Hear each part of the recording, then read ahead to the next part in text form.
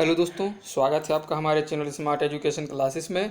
और आज का वीडियो आपका है एडिट जूनियर हाई स्कूल भर्ती सामाजिक अध्ययन। हमारी सीरीज चल रही है, पहले हम इसी को समाप्त कर लेंगे पूरा जो है सब्जेक्ट। आज का टॉपिक है आपका सैयद एवं लोधी वंश। हम जो है आपका मध्यकालीन भारत में हमने खिलजी, तुगलक और गुलाम को पढ़ लिया था, इन तीन वंश को। अब हमें पढ़ना है सैयद और लोधी वंश के बारे में। तो ये आपका 21वां वीडियो है। इसके 20 वीडियोज अगर आपने अभी तक नहीं देखे हैं, नए जुड़े हैं, तो प्लेलिस्ट का लिंक डिस्क्रिप्शन में दिया है, वहाँ से जाकर देखिएगा। और चैनल पर नए हैं तो चैनल को सब्सक्राइब कर दें और साथ ही वीडियो को लाइक शेयर भी करें और बेल आइकन दबा दें, जिससे आपको आने वाले वीडियोज का नोटिफिकेशन मिलता रहेगा। चलिए शुरुआत करते हैं। ये आपकी बुक्स हैं जिनसे आपको कंटेंट प्रोवाइड कराया जा रहा है। ये आपकी यूपी की बुक्स हो गई और ये आपकी एनसीईआरटी, ये आपके घटना चक्र हो गया और ये एग्जामपुर की कुछ बुक्स आती हैं, काफ़ी इंपॉर्टेंट है। चलिए शुरुआत करते हैं। सबसे पहले हम थोड़ा सा पढ़ेंगे सैयद वंश के बारे में।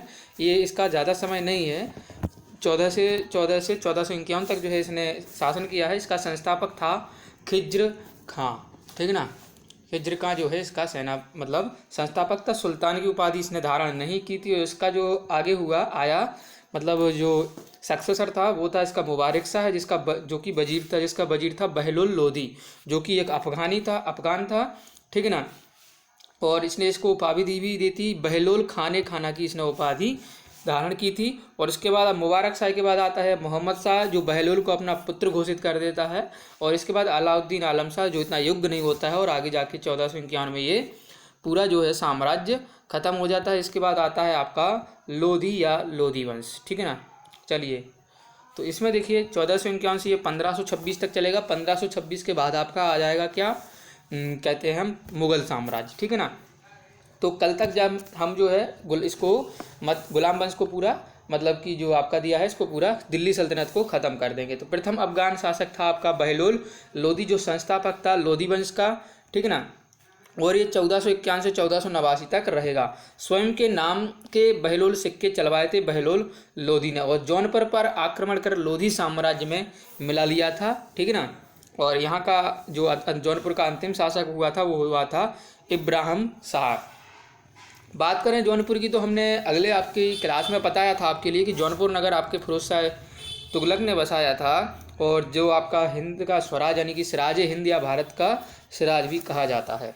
सिकंदर लोधी वंश का सबसे महान सुल्तान रहा है। 14 मई और 1498 को वास्को ड गामा भारत आया, उस समय जो इसका शासन चल रहा था। और 1504 में, जो हम आगे यूरोपियन में पढ़ेंगे, 1504 में आगरा शहर की स्थापना की यमुना नदी के तट पर, याद रखिएगा। और नया एक शहर बसवाया सिकंदराबाद, ठीक है ना। यानी सिकंदराबाद क्या है, आपका आगरा का ही नाम है, ठीक है ना। चलिए 1506 में दिल्ली से आगरा राजधानी इसने स्थानांतरित कर ली थी। इसको लगा कि मैं दिल्ली से ज़्यादा अच्छे से कंट्रोल कर पाऊंगा, ठीक है ना, लेकिन ये इसकी गलत सोच थी। चलिए आगे है। और ये कवि यानी कि ये गुलरुखी नाम से कविताएं भी लिखता था आपका सिकंदर लोधी। आयुर्वेद पर महान पुस्तकें लिखी गई हैं, जैसे फरहंगे सिकंदरी लिखी गई है। और इसने एक गजे सिकंदरी माप का पैमाना भी चलाया था, सिकंदरी गज कहा जाता है, और एक सिकंदरी गज बराबर 30 इंच होता था। कुतुब मीनार की इसने मरम्मत भी करवाई थी। चलिए आगे देखिएगा। इब्राहिम लोधी की बात करें तो एक 1517 में हुआ घटोली या खतौली का युद्ध, जो इब्राहिम लोधी और मेवाड़ के राजपूत जो राणा सांगा थे, संग्राम सिंह भी कहते हैं, उनके मध्य हुआ। तो जिसमें राजपूत यानी कि राणा सांगा की जीत हुई। इसके बाद बाबर का आक्रमण हुआ, ठीक है। 1519 में सिंध के बाजौर नामक स्थान पर, जो बहरागढ़ किला के समीप पड़ता है, इसने तोपों और गोला बारूद का प्रयोग बाबर ने किया था। और 1520 से 21 तीन आक्रमण सिंध व कश्मीर पर हुए। पंजाब जहाँ पर दौलत खान लोधी था, और दिल्ली आलम खान लोधी, और आगरा में था आपका इब्राहिम लोधी। तो आपका हुआ 1200 सैनिक लेकर पानीपत पहुंचा कौन, आपका बाबर, ठीक ना। और इस युद्ध में कौन सी नीति अपनाई थी इसने, तुलगामा युद्ध नीति चली थी आपके पानीपत के पहले युद्ध में, ठीक है ना। ये कुछ इस प्रकार से होता था एरिया, एक तरफ खाई थी, एक तरफ नदी थी, और यहाँ सैनिक जाते थे तो कुछ इधर गिरते थे कुछ इधर, और अंदर जाके ये सकरा भाग हो जाता था, ठीक है ना। और इसमें उस्मानी विधि की तोपें यूज की गई थी, जिसको कौन चला रहा था, उस्ताद अली मुस्तफ़ा देख रहा था। और 21 अप्रैल 1526 की बात है, पानीपत का प्रथम युद्ध लड़ा गया बाबर और इब्राहिम लोधी के बीच, जिस युद्ध में जो है इब्राहिम लोधी लड़ता हुआ मारा गया था, ठीक है। कहा जाता है कि वीर गति को प्राप्त हो गया था, ऐसा क्वेश्चन भी बनता है। तो ये हमारा जो है कॉन्सेप्ट हमने पूरा पढ़ लिया है। अब वीडियो को अप्लाई करिए, हम आगे बढ़ते हैं अपनी बुक की तरफ। चलिए आगे बात करें तो 1414 सन ईस्वी में दौलत खां को पराजित करके खिज्र खां ने किस वंश की स्थापना की थी? तो वो था वंश सैयद वंश। रैयत आला की उपाधि धारण किसने की थी? खिज्र खां ने। ठीक है ना। सल्तनत काल में शासन करने वाला एकमात्र सिया, सिया आपका एक मुसलमान होते हैं दो प्रकार के, एक सिया और एक सुन्नी। तो जो सैयद वंश थे वो थे आपके सिया मुसलमान। चलिए, सैयद वंश का सबसे योग्य शासक मुबारक शाह था। इसने तारीख मुबारक शाही के लेखक यहिया बिन अहमद सरहिंदी को संरक्षण प्रदान किया था। दिल्ली सल्तनत में प्रथम अफगान राज्य के रूप में लोदी वंश की स्थापना किसके द्वारा की? बहलोल लोदी ने की थी।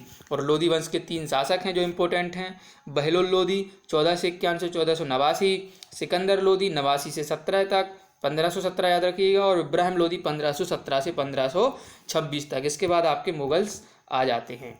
चलिए, इसके बाद है दिल्ली सल्तनत के सुल्तानों में सर्वाधिक समय किसका रहा है? बहलोल लोदी ने जो है 38 वर्षों तक शासन किया था। और दिल्ली सल्तनत में सबसे ज़्यादा कौन? आपके तुगलक जो है रहे थे। किस सुल्तान के बारे में अब्दुल्लाह के नाम अब्दुल्लाह ने अपनी पुस्तक तारीख दाऊदी में लिखा है कि जब वह अपने सरदारों के साथ मिलता था तो वह सिंहासन पर नहीं बैठता था। तो वो था आपका बहलोल लोदी, यानी कि काफ़ी जो है ये मिलजुल कर रहता था अपने प्रशासन से। चलिए, सिकंदर लोदी ने भूमि की माप के लिए पैमाने का प्रयोग किया था, वो था गज सिकंदरी, जो 1 गज बराबर 30 इंच होता था। सुल्तान की उपाधि धारण करने वाला लोदी वंश का प्रथम शासक कौन था? वो था आपका सिकंदर लोदी। और सिकंदर लोदी ने मुसलमानों में प्रचलित अनेक कुप्रथाओं जैसे कि मुहर्रम हो गया, ताजिया निकालना, महिलाओं को पीरों की मज़ारों पर जाने से रोकना, पर जाने से या उनकी याद में जुलूस निकालने पर प्रतिबंध लगा दिया था। तो सिकंदर लोदी ने जो है मुस्लिम लोगों पर काफ़ी प्रतिबंध लगाए हुए थे। चलिए आगे सल्तनत काल के कुछ वंश हैं, जैसे मामलुक वंश कौन? आपका गुलाम वंश। ठीक है ना। खिलजी वंश, तुगलक वंश, सैयद वंश और लोधी वंश। तो देखिए सबसे ज़्यादा इसका स्थापना ऐबक ने की थी, कुतुबुद्दीन ऐबक। और इसकी जो है खिलजी वंश जलालुद्दीन खिलजी, तुगलक वंश गयासुद्दीन तुगलक, सैयद वंश खिज्र खां और लोधी वंश बहलोल लोधी। तो इसमें देखिए सबसे ज़्यादा आपका 94 साल तक शासनकाल रहा है आपका तुगलकों का। तो ये प्रश्न भी पूछा जाता है। ठीक है। और सबसे कम किसका? खिलजी का, कुल 30 साल। चलिए, दिल्ली सल्तनत के वंशों में सर्वाधिक शासनकाल तुगलकों का और न्यूनतम जो है खिलजी वंश का है। भारतीय संगीत का प्रथम फारसी ग्रंथ लज्जत सिकंदर शाही की रचना किसने की? सिकंदर लोदी ने। और सिकंदर लोदी किस नाम से कविताएं लिखता था? तो गुलरुखी। लोदी वंश के साथ साथ दिल्ली सल्तनत का अंतिम सुल्तान था इब्राहिम लोदी, जो पानीपत की पहली लड़ाई में मारा गया था। और वर्ष 1518 में खतौली के युद्ध में इब्राहिम लोदी को किसने पराजित किया था? तो राणा सांगा ने।